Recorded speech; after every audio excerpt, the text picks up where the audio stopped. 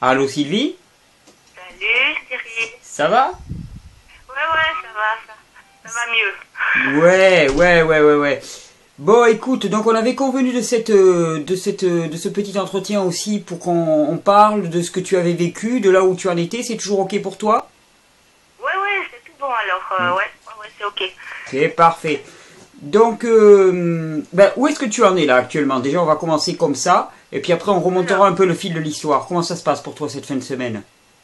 Alors, écoute, là, j'ai retrouvé l'énergie, j'ai plus de nausées. D'accord. J'ai recommencé à me faire des jus, mais en pleine conscience, au lieu de mettre tout à tout va dans mon extracteur, ben j'y vais gentiment et puis je teste, j'essaye de regarder mes réactions par rapport à ça. Oui. Et puis là j'ai réintroduit les fruits, mais plutôt banane, quoi. Banane. D'accord. Voilà, la banane, comme je t'avais dit, qui est quand même pas le fruit parmi les plus détoxinants. Donc ça va, c'est une façon douce de réintroduire les fruits qui va te permettre de te réhabituer un petit peu à ça. Ouais. D'accord. Tu es allé travailler là tu es allé travailler cette fin de oui. semaine? Ouais, j'ai été travailler, j'ai repris mercredi passé. D'accord, ok. Bon, ça va. Oui, c'est vrai qu'on s'était parlé mardi et puis depuis on s'était pas parlé.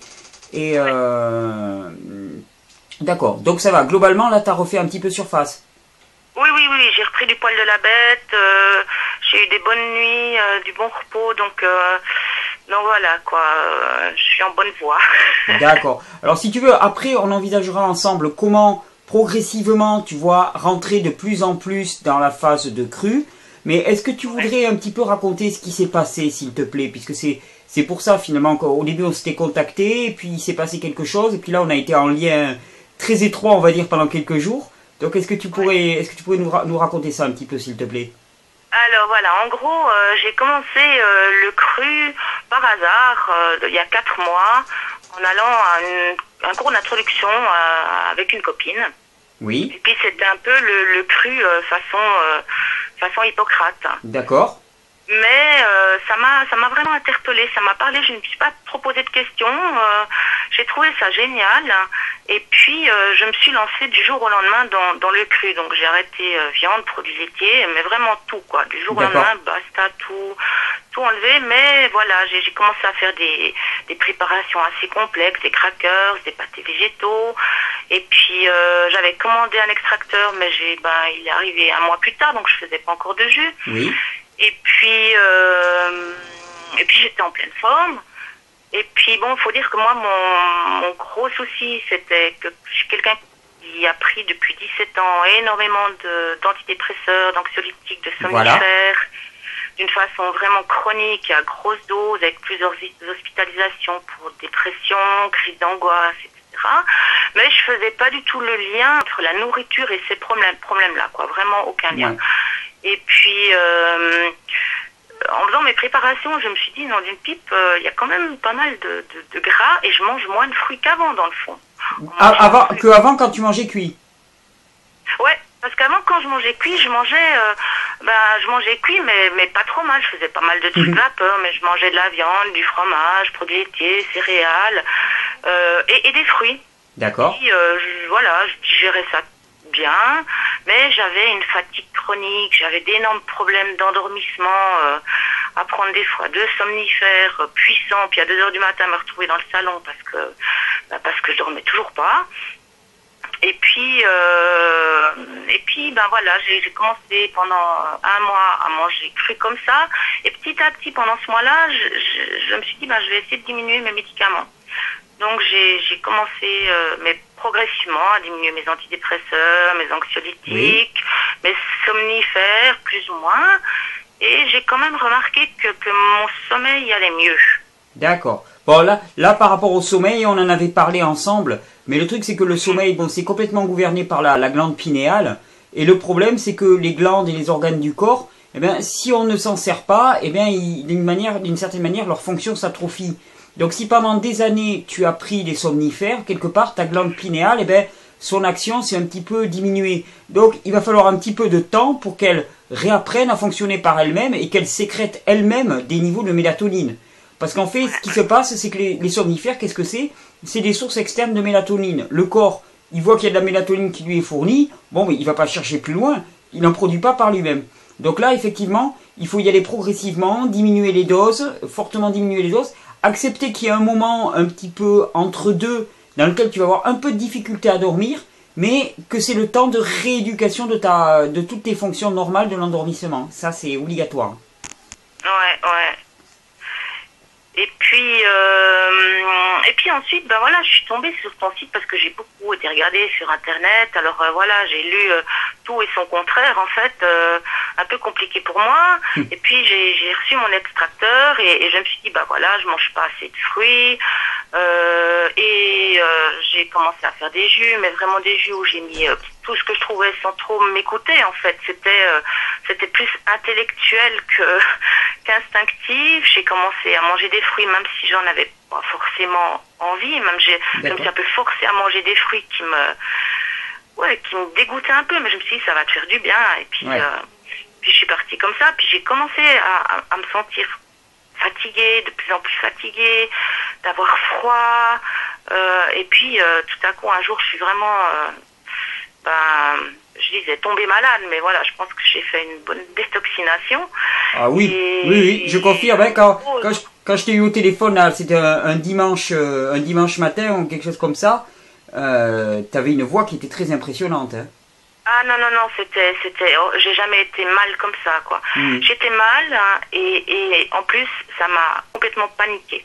Ouais, oui, c'est ce que j'ai entendu dans ta demande quand tu m'as contacté, c'est que vraiment, tu savais plus du tout dans quelle direction ça allait. Exactement. Ah, mais c'est ça. Ouais. Vas-y, pardon.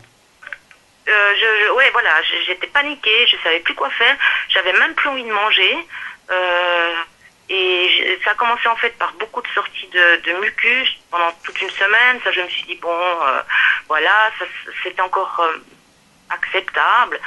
Et puis après, j'ai commencé à avoir des nausées qui n'en finissaient plus. Et puis, voilà, après, j'étais toujours plantée sur Internet en essayant de voir.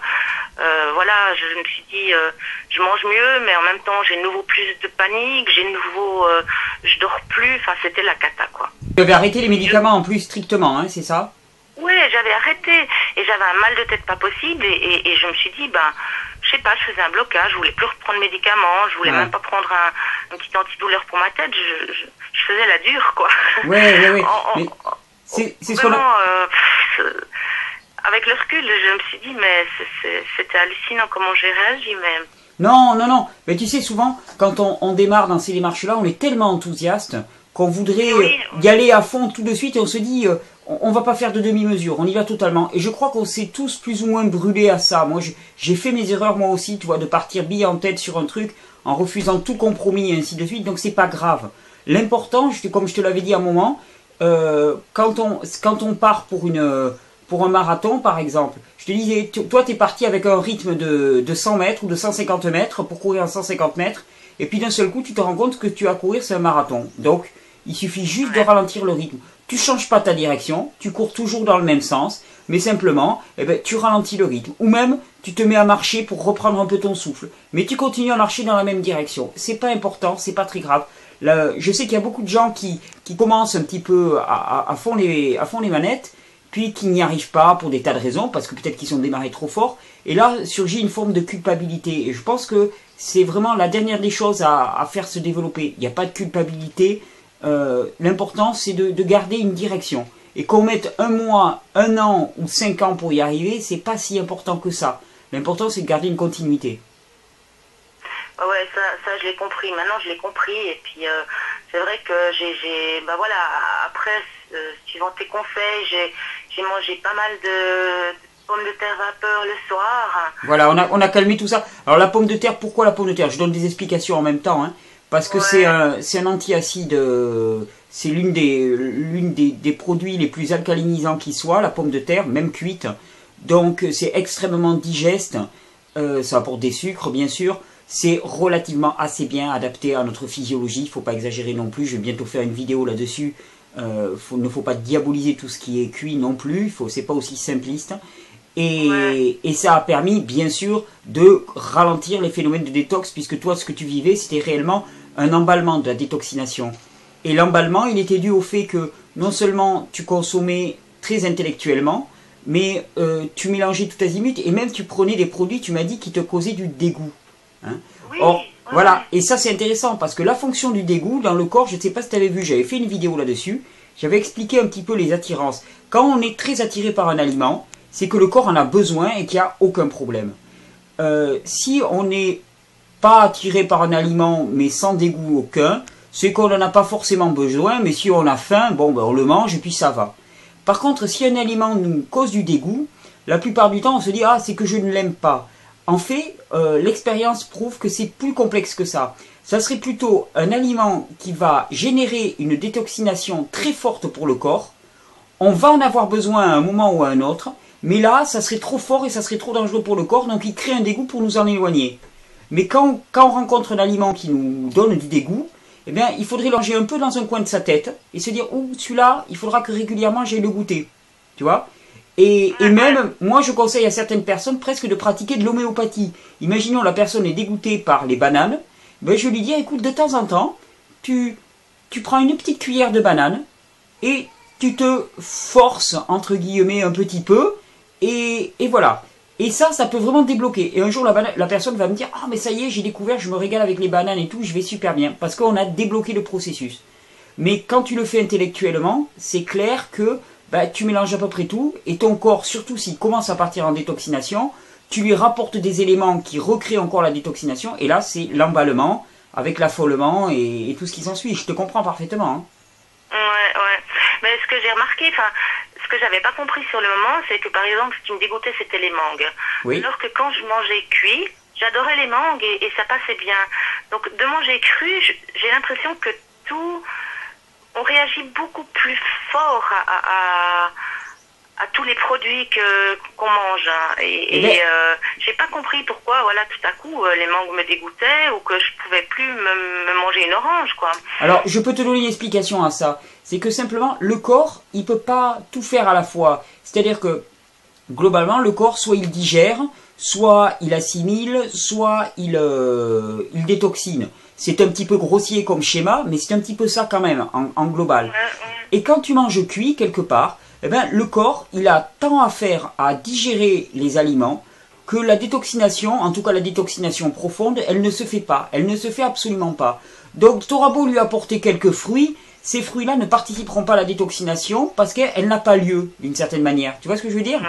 Alors que quand tu commences à arrêter de le bombarder avec des produits, avec des toxines exogènes, donc qui viennent de l'extérieur, là le corps il commence à se dire « Ah, ça y est, on m'offre des vacances, donc je peux m'y lancer. » Et là, il utilise à leur maximum tous les phytonutriments, toutes les vitamines, tous les minéraux qu'il y a dans les fruits, tous les principes actifs qu'il y a dans les fruits et les jus pour se détoxiner.